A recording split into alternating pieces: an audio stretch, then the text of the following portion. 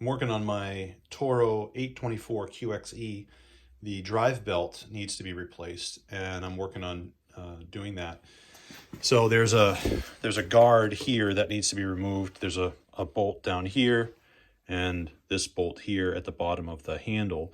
Those two come out, and then I believe this slides out. You also need to loosen or take these two bolts out for the bearing carrier, and then I believe this just slides that way and it disconnects things, and then you can slip the belt in. So we will tear into this and see what we see. So it turns out that this this bolt here,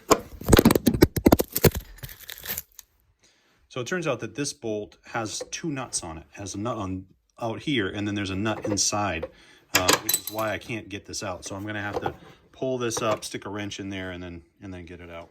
So here's my setup for getting that out. I took the two bolts out of the bearing holder, moved it as far as I could, and then I've got this pulled away and the wrench in there. I'll take that bolt out, and then I should be able to get this cover off. I've already taken this bolt here out. It's a little 10 millimeter. Yeah. So here's a pro tip for you: when you're loosening this, you don't have to take the nut all the way off. You just need to get the bolt out of the way so you can slip the cover off. The cover's on there like this, and you just kind of slip it out once you got room. And there's my problem. So now my understanding is that I can push this housing that way, and it will, this will pop out. This side will pop out, and it'll leave some room, and I can slip the belt in. So we'll see how that works. I still need to get this cover up here loosened up so I can get to the top of the belt. All right, so something I just learned here: I can't get this to slide out. You can see it's almost there, but not enough. And the reason for that is because this pulley, this idler pulley or tensioner pulley, is pulling down, and it's engaging with this. So it's keeping it where it is. So what I need to do is I need to disconnect this spring. This spring will loosen things up. I can pull that idler or the tensioner back, and then I can just pull this whole mechanism out.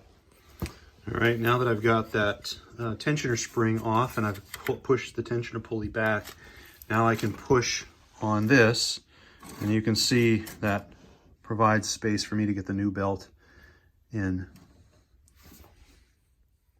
Okay, so we got the new belt on, and I just want to show you the routing of it. So it comes down through from the upper pulley. You can see how it rides on the tensioner, and then loops around the white stationary pulley, and then around the drive pulley for the transmission. One of the things you want to check is you see that little screw right there on the pulley. You'll notice that on the pulley, when you look at the, actually let me just pull it out and show you.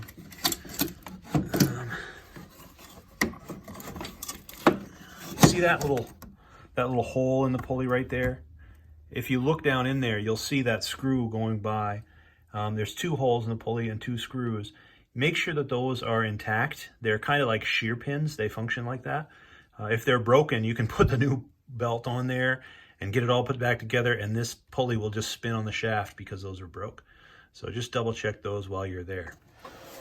All right, and then put that back in like that, and now we can just fasten everything back down, and we should be in business. By the way, this belt, you can see the belt number in there. It is 1315968. Yes, 1315968, and that's for a 824 QXE Snowmaster. I just want to remind you that as you get things put together, not to forget this spring. So that goes on the tensioner there, and